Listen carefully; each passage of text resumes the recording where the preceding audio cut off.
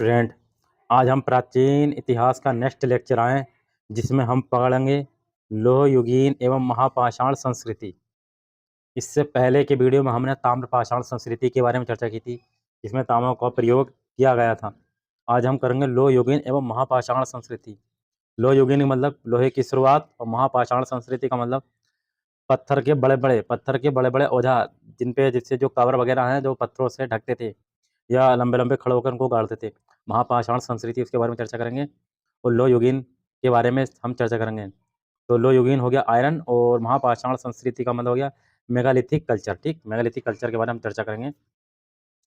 तो आज हम देखते हैं लोह युगीन की संस्कृतियाँ। लोह युगीन संस्कृतियों की बात करें तो लोह युगीन जो संस्कृति है, इसमें तांबा एवं कांस्य युग के उपरांत मानव ने लोह धातुओं का ज्ञान प्राप्त किया।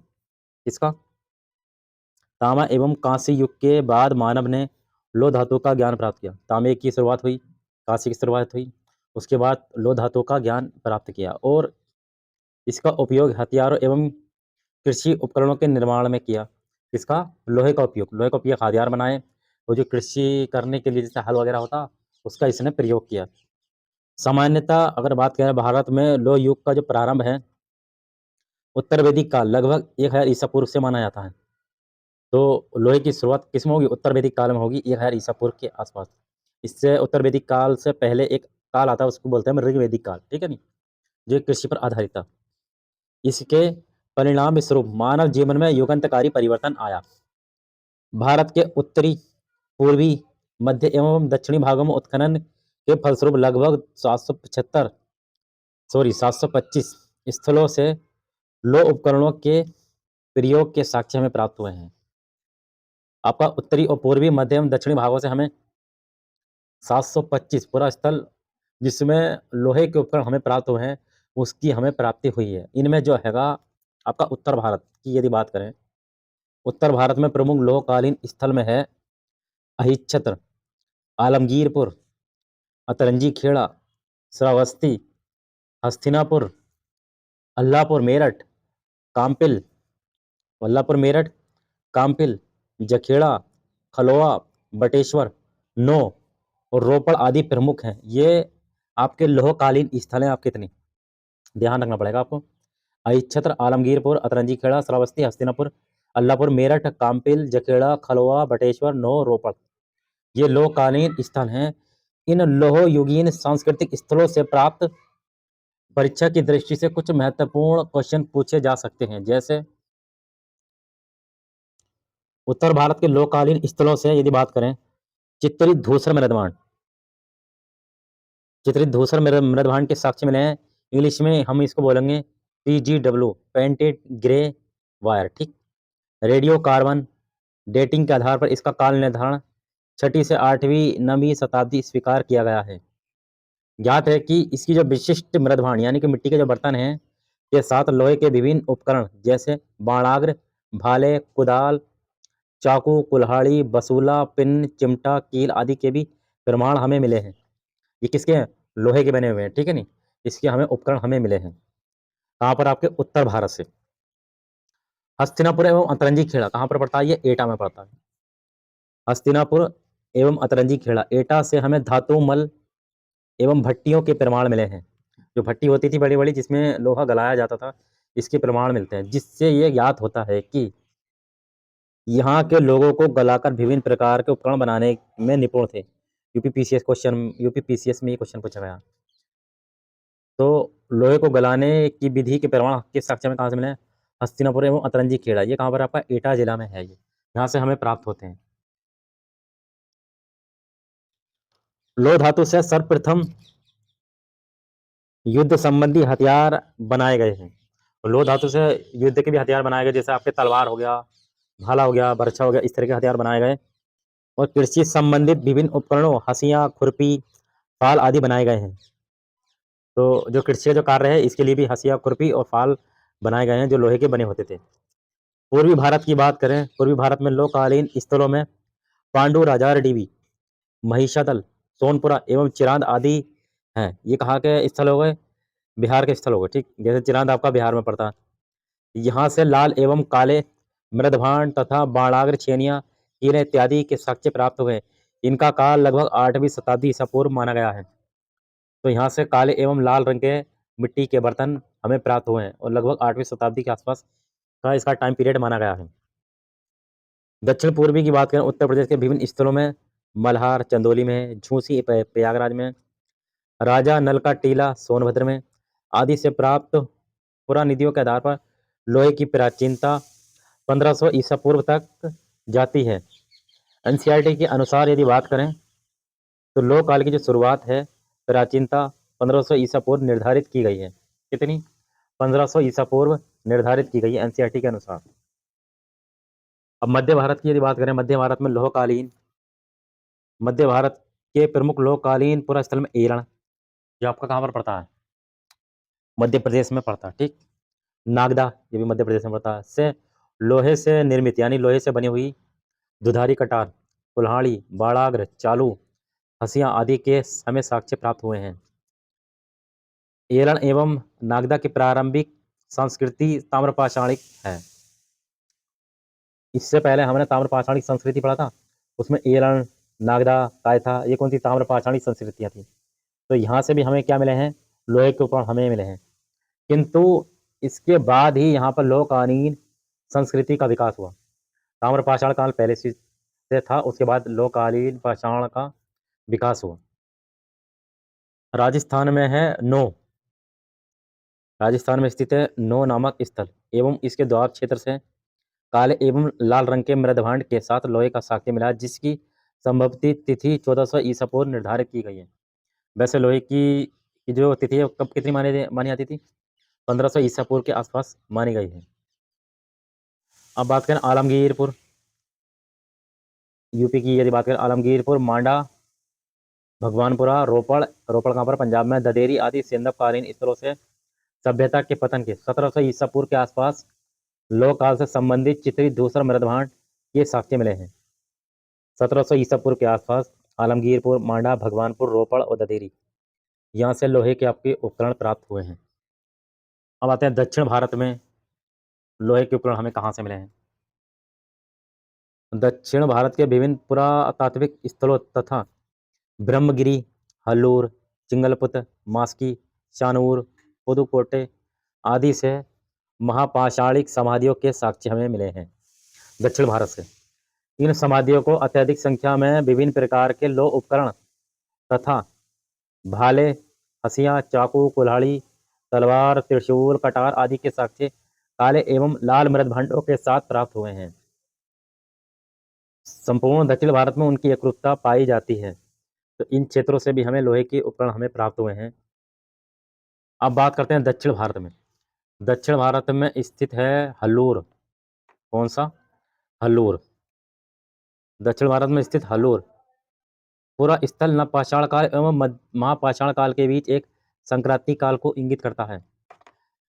आपने पढ़ा पूरा पाषाण काल, फिर आपका मध्य पाषाण काल आया, फिर नवपाषाण काल आया, नवपाषाण काल की अंतिम अवस्था फिर ताम्रपाषाण काल आया, इसके बाद महापाषाण काल आया।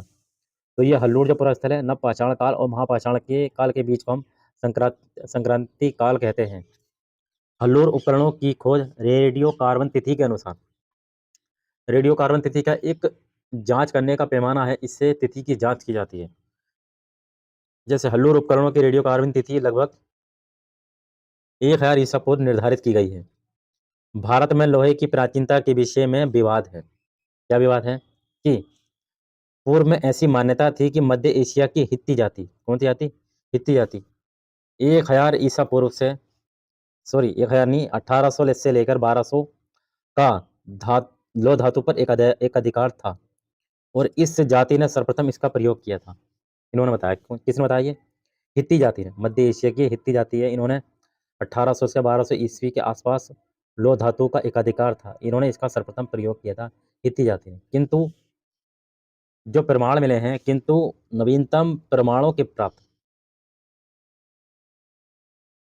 होने पर अब ये मत मान्य नहीं है, क्योंकि भारत के विभिन्न स्थलों जैसे नो राजस्थान एवं इसके द्वार क्षेत्र से लोहे के साक्ष्य के साथ साथ लाल एवं काले मृदभांडों के साक्ष्य भी हमें मिले हैं, जिसकी जो संभावित तिथि है वो लगभग मानी जाती है 1400 ईसा पूर्व।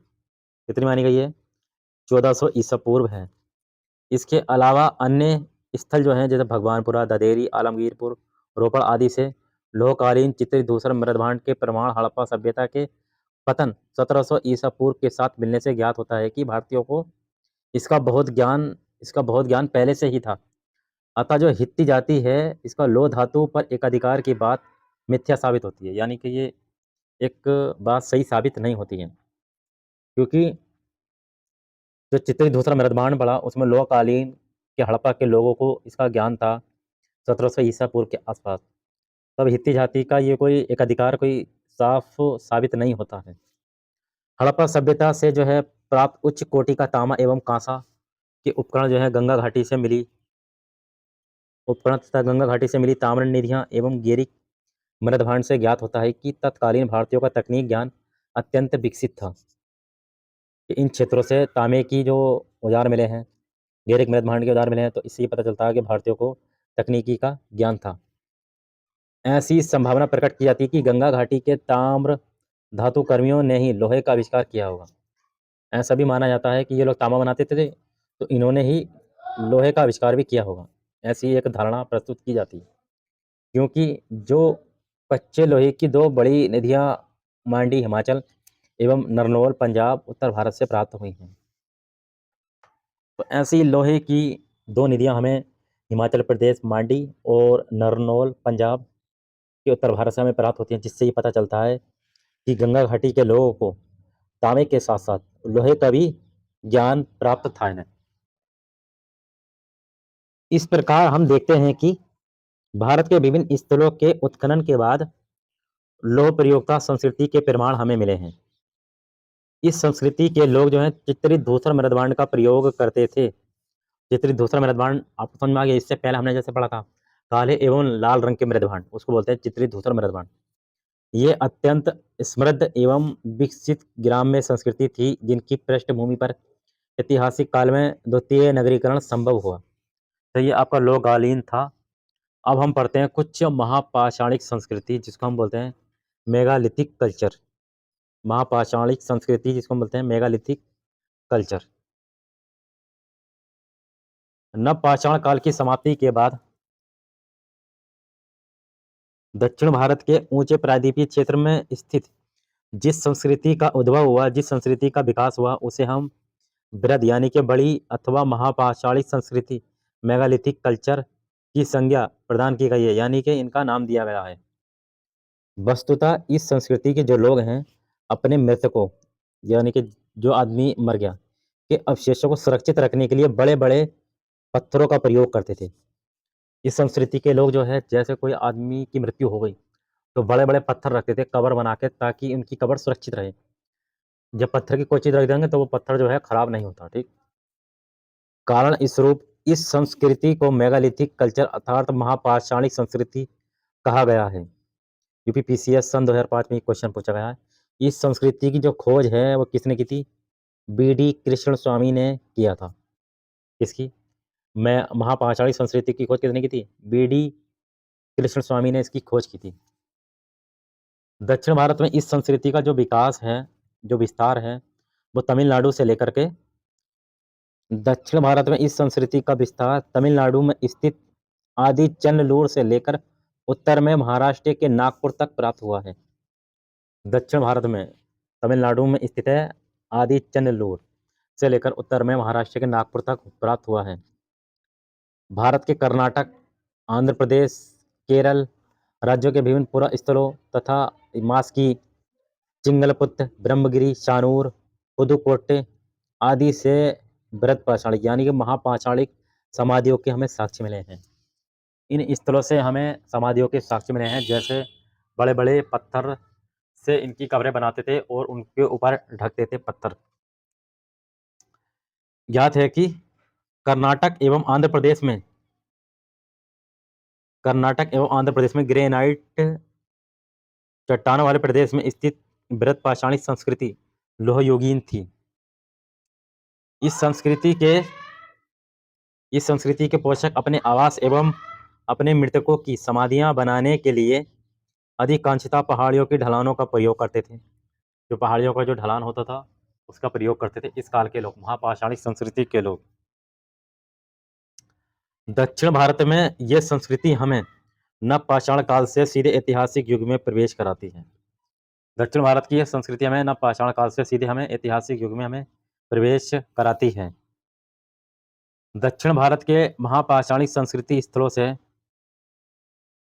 विभिन्न आकार प्रकार की समाधियों के साक्ष्य हमें मिले हैं जो निम्नलिखित हैं, जैसे डालमेन ताबूत। डालमेन ताबूत का मतलब है पत्थर की मेज। इस प्रकार की महापाषाणिक समाधि जमीन से ऊपर बनी होती थी। इन समाधियों से काले एवं लाल मृदभांड के साथ साथ लोह उपकरण के भी हमें साक्ष्य प्राप्त होते हैं। काले एवं लाल मृदभांड तो थे, लेकिन लोहे के हमें उपकरण भी प्राप्त होते हैं। डालमेन ताबूत के साक्ष्य हमें ब्रह्मगिरी एवं चिंगलपुत जिले से भी हमें मिले हैं। तो डालमेन का अर्थ है पत्थर की मेज। जैसे मैं एक बात बताऊं, जैसे कोई किसी मृतक को दफना दिया, दफनाने के बाद उसके ऊपर एक लोहे का बड़ा सा पत्थर रख दिया, ठीक, तो ऐसा लगता है जैसे पत्थर की मेज है। समझ में आ गया आप? तो इस प्रकार के साक्ष्य में ब्रह्मगिरी और चिंगलपुत जिले से भी हमें मिले हैं। छाता या पिस्तर या शीर्ष प्रकार के महापाषाणिक समाधियों के शीर्ष भाग खुले हुए सर्प के फन की तरह प्रतीत होते हैं, इसलिए इन्हें क्रमशः टोपी कल्लू एवं खुदई कल्लू भी कहा जाता है। इस प्रकार की समाधियों के साक्ष्य में केरल के कोचीन क्षेत्र से हमें प्राप्त हुए हैं। छाता पिस्तर या शीर्ष की बात करें, जैसे किसी को दफनाया तो उसके ऊपर जो पत्थर है खड़ा करके लगा दिया, ठीक, खड़ा करके लगा दिया दोनों तरफ खड़ा करके, तो इस तरीके से लगता है शीर्ष जैसे कोई फन फैलाए हुए हैं, ठीक। तो इस प्रकार के जो हमें साक्ष्य हैं टोपी कल्लू और खुदई कल्लू से हमें प्राप्त होते हैं। केरल के कोचीन क्षेत्र से भी हमें इस प्रकार के साक्ष्य हमें देखने को मिलते हैं। नडुकल या मेनहीर। नडुकल या मेनहीर ग्रेनाइट पत्थर से निर्मित एकाश्म मोनोलिथिक स्मारक है। कोचीन के ही कोचीन के ही कोमरपथल नामक स्थल से इस प्रकार की समाधियों की एक पंक्ति के हमें साक्ष्य मिले हैं। नोडुकल या मेनहीर एक जगह है, यहाँ पर ग्रेनाइट पत्थर से एकाश्म स्मारक हमें मिला है, स्मारक। और ये जो स्मारक हैं कोचीन के कोमरपथल नामक स्थल से इस प्रकार की समाधियों हमें ज़्यादातर देखने को मिलती हैं। स्तूपाकार ढेर या व्रत संगोरा प्रकार की समाधियों का निर्माण जमीन में एक गड्ढा खोदकर किया जाता था। इस प्रकार के स्मारकों के साथ साक्ष्य हमें चिंगलपुत कहाँ पर, तमिलनाडु से हमें प्राप्त होते हैं। यहीं से अंत्येष्टि कलश के साक्ष्य भी हमें मिले हैं। केरल के हैं कोचीन जिले में स्थित हैं कटकम्पल एवं त्रिपुरा के हैं पोरकलम से गुफा समाधियों के साक्ष्य हमें मिले हैं। यहाँ से लोह धातु के उपकरण एवं मृदभांड यानी कि मिट्टी के बर्तन के भी प्रमाण हमें मिले हैं।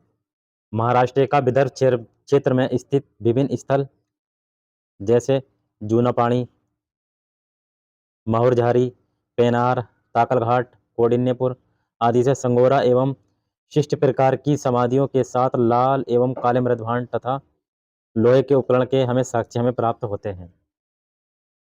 माहुरझारी एवं नायकुंड स्थलों के प्रत्येक यहाँ से महापाषाणिक समाधियों से तांबे के आभूषण सहित घोड़े के भी साक्ष्य हमें प्राप्त होते हैं।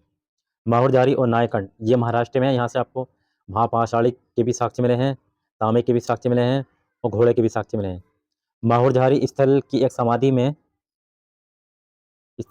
में खंजर एवं मनुष्य के साथ एक घोड़े का संपूर्ण कंकाल का साक्ष्य मिला है, जो योद्धा परंपरा की ओर संकेत करता है। कहाँ से? माहुरझारी से हमें एक समाधि मिली है जिसमें मनुष्य एक खंजर मिला और मनुष्य के साथ घोड़े का एक कंकाल मिला है, जिससे ये पता चलता है कि मनुष्य जो है वो युद्ध किया करते थे।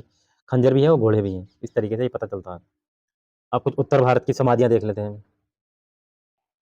उत्तर भारत की बृहद पाषाणिक समाधियाँ। उत्तर भारत की बृहद पाषाणिक समाधियाँ the megalithic graves of north India. उत्तर भारत की बृहद यानी कि बड़ी पाषाणिक समाधियों की खोज सन 1962 से 63 ईस्वी में जी आर शर्मा ने किया था। उत्तर भारत की यदि बात करें, जी आर शर्मा ने किया था। लेकिन वैसे अगर बात करें महापाषाणी संस्कृति की खोज किसने की थी? बी डी कृष्ण स्वामी ने की थी।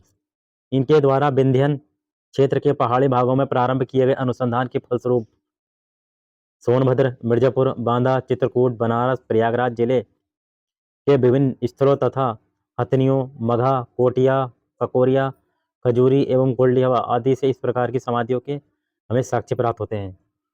यानी कि जो महापाषाणी संस्कृति के साक्ष्य हमें कहाँ से प्राप्त होते हैं? उत्तर भारत की यदि बात करें तो ये आपका सोनभद्र है, मिर्जापुर, बांदा, चित्रकूट, बनारस, प्रयागराज, हथनिया, मगहा, कोटिया, ककोरिया, खजूरी एवं कोल्डी हवा। इन स्थलों से हमें महापाषाणी संस्कृति के साक्ष्य हमें प्राप्त होते हैं। चंदौली का है, चकिया तहसील में स्थित है, चंद्रप्रभा नदी घाटी में हथनिया पहाड़ी क्षेत्र से संगोरा प्रकार की समाधियों के साक्ष्य हमें मिले हैं। इसी क्षेत्र के ककोरियापुरा स्थल चंदौली में एवं बेलन नदी घाटी पर स्थित है कोटिया स्थल से संगोरा एवं शिष्ट प्रकार की समाधियों के साक्ष्य हमें प्राप्त हुए हैं। इन समाधियों से लाल एवं काले रंग के मृदभांड के हमें साक्ष्य मिले हैं। कोटिया स्थल की समाधियों से मानव अस्थियों के हमें प्रमाण नहीं मिले हैं। कोटिया स्थल है आपका चंदौली में, यहाँ से हमें मानव अस्थियों के साक्ष्य हमें नहीं मिले हैं। तो इम्पोर्टेंट बात एक आ जाती है निकल करके। दक्षिण भारत के यदि विपरीत हम बात करें, ये नीचे का एरिया दक्षिण, ऊपर का एरिया उत्तर आपका है। तो दक्षिण भारत के यदि विपरीत बात करें, उत्तर भारत के अधिकांश बृहद पाषाणिक स्थल लोह युग से पूर्व यानी कि पहले अर्थात ताम्र पाषाण युग से संबंधित हैं। दक्षिण भारत के यदि उत्तर भारत के जो अधिकांश जो स्थल हैं वो महापाषाणिक स्थल से ज़्यादा लोह युग पहले से ताम्र पाषाण युग यानी जिसमें तांबा बनाया जाता था उस युग से संबंधित है। किंतु एकमात्र कोटिया स्थल है जहाँ से लोह धातु के विभिन्न उपकरणों के हमें साक्ष्य प्राप्त होते हैं। लेकिन ज़्यादातर हमें ताम्र पाषाणिक संस्कृति है तो तांबे के उपकरण हमें प्राप्त होंगे। ककोरिया समाधि, ककोरिया समाधि से एनबीपी मृदभांड के साक्ष्य नहीं मिले हैं। संभव है कि इस क्षेत्र में एनबीपी मृदभांड संस्कृति के उद्भव तक लगभग 600 ईसा पूर्व तक इस संस्कृति का पतन हो गया था। यानी 600 ईसा पूर्व के आसपास ये संस्कृति समाप्त हो गई थी। कहाँ पर? ककोरिया। इस प्रकार बृहद पाषाणिक संस्कृतियों के प्रमाण भारत के दक्षिण एवं उत्तरी दोनों भागों में मिले हैं। किसी में कम मिले हैं तो किसी में ज़्यादा मिले हैं। इस बृहद पाषाणिक स्मारकों को बनाने का क्या उद्देश्य था ये अभी तक ज्ञात नहीं है। लेकिन गार्डन चाइल्ड के अनुसार ये बृहद पाषाणिक समाधियाँ किसी धार्मिक या अनुष्ठानिक एवं अंधविश्वासों से संबंधित उद्देश्यों की पूर्ति हेतु बनाई जाती थी। इसका कोई खास उद्देश्य अभी तक प्राप्त नहीं हुआ है। लेकिन गार्डन चाइल्ड ने बृहद पाषाणियों के बारे में बताया कि धार्मिक या कोई अंधविश्वास होते थे उससे किसी उद्देश्य से संबंधित इनकी पूर्तियाँ की गई थी। तो ये हमारा चैप्टर समाप्त हो जाता है। पूरा पाषाण काल, मध्य पाषाण काल, नव पाषाण काल, फिर ताम्र पाषाण काल आया, फिर लोह युगीन और महापाषाणिक संस्कृति पूरा आपको करा दिया मैंने थ्योरी वाइज। और इन क्वेश्चन ये नीचे आपके क्वेश्चन दिए गए हैं, ये 2 क्वेश्चन है, ये सारे आपके क्वेश्चन जितने भी क्वेश्चन है आपके पीसीएस में पूछे गए ज़्यादातर। पीसीएस में यहाँ पे जैसे उत्तराखंड पीसीएस है, ये आपका क्या बोला पीजीटी, जो टीजीटी पीजीटी के जो वैकेंसी निकलती है उसमें पूछा गया है क्वेश्चन। ये आपका कौन सा है लोअर पीसीएस में, ये सारे क्वेश्चन पूछे गए हैं। इस सब क्वेश्चन को मैं आप एक एक करके सब करा दूंगा, ठीक। अब कुछ परीक्षा की दृष्टि से कुछ वन लाइनर क्वेश्चन पूछे जाते हैं वो आपको मैं कराता हूँ। जैसे इसमें एक बात दी गई, जैसे परीक्षा की दृष्टि से अगर क्वेश्चन पूछा जा सकता है, वैसे तो क्वेश्चन की सीरीज चलेगी एमसीक्यू। जैसे प्राचीन मानव द्वारा प्रयोग की गई धातु का क्रम, तो पहले जैसे ताम्रयुग आया, ताम्रयुग के बाद कांसा, कांसे के बाद लोह धातुओं का प्रमाण आ गया, ठीक।